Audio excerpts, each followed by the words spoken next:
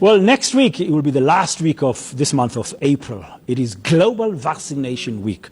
The World Health Organization initiative is this year being held under the theme, Close the Immunization Gap.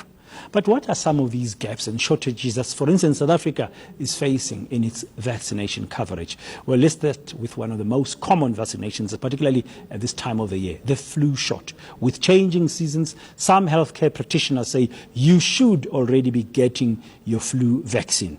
Let's discuss vaccinations and immunizations further with clinical virologist, Professor Eftihia Vardas. Prof, good morning and thank you very much for coming in this morning. Flu vaccine, you have to take it. You have to take it. It's really one of the greatest vaccines. But some people believe if you take it, then you get sick. Well, you can't. The vaccine is made out of inactivated flu virus, so there's no real live virus in there, so it can't make you sick. What you can get after getting flu vaccine, unfortunately, is a common cold. And so I think people misunderstand that they can get flu after a flu vaccine. That's not true. Why is it important for us to have a flu vaccine, and who is vulnerable? Well, the vulnerable populations are the sick people, people with lung conditions, chronic asthma, people with heart conditions, diabetes and things like that. But also the normal person like you and myself who wants to be sick. So I think that it's a really fantastic vaccine for us to take. Children can get the vaccine, pregnant women can get the vaccine.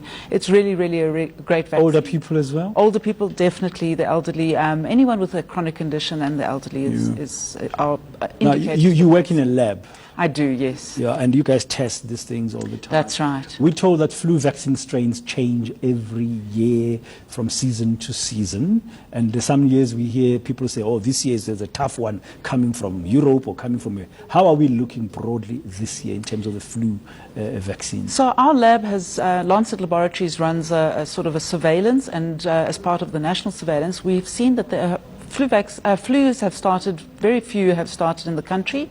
We have something called flu B at the moment that's circulating. That's the predominant one. Last year, it was flu A that was the predominant one, and hence why the vaccine changes every year. So our vaccine this year is very good.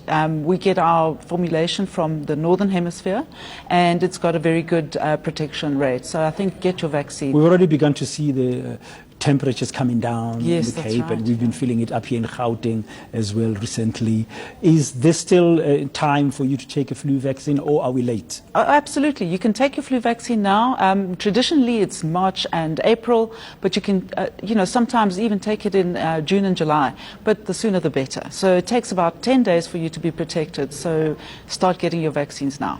Okay. Well, the World Health Organization, as you heard in my intro, they're speaking about the gaps in vaccination. Do we have gaps in South Africa from what you know? Correct. So what we've been talking about now with flu vaccines are adult vaccinations. What the World Health Organization is addressing is childhood vaccinations.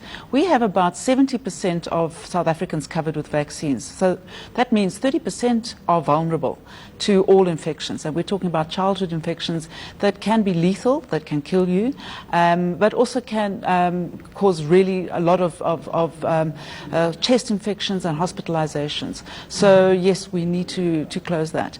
The important ones that we are addressing are things like polio and measles. We need to immunize children, but also diphtheria and pertussis and things. What about the one that they started recently, the HPV vaccine? That is to help prevent cervical cancer, for instance. Correct. Human papillomavirus vaccine, very good vaccine. Do we have gaps there in South Africa? We do. We've only started recently with that program, and young girls and young boys should be immunized. So that's adolescent vaccines. So we've gone from childhood vaccination to adolescent vaccinations. It's really one of the vaccines that can prevent cancer.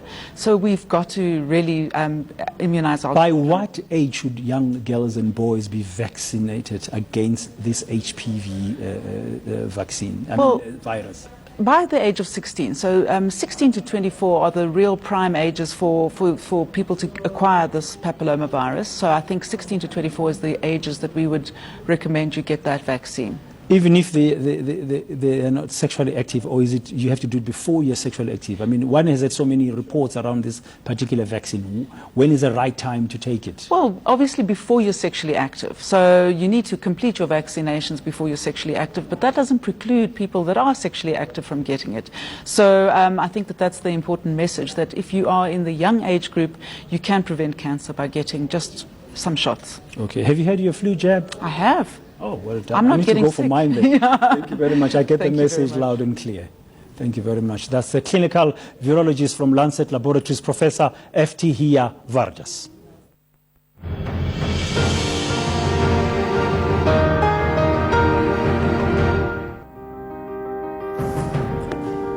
At 7:15, let's remind you of our top stories on this Friday morning. The world mourns the death of music icon Prince. As you can see, those live pictures coming in now from Minneapolis, First Avenue. That's where apparently he launched his big album and that big song in 1984, Purple Rain. Police Minister Nathi Nhleko says he's not worried about being implicated in the Nkandla debacle. And prominent human rights lawyer George Bizos has spent the night in hospital.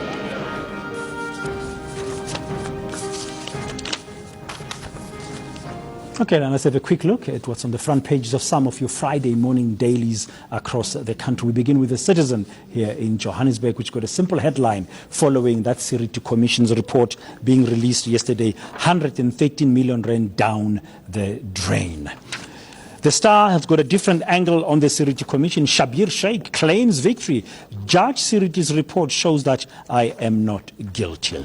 The Mercury in Durban also focusing on that Sheikh story. Sheikh may fight conviction. Arms deal report under fire. Pretoria News in the capital city, Kotshwane, has got a different headline. City's parliament site, Ramagopa pants Fort Klapperkop as the place for House to be. We know that President Zuma has made calls for an investigation into moving parliament from Cape Town. Sowetan, Gupta's take shortcut is the headline. Reserve Bank advises clients to take complaints to consumer bodies. President Jacob Zuma's friends get cabinet help. The Witness in Pietermaritzburg, grandchild in hijack ordeal. Woman tells of traumatic drive around city after fetch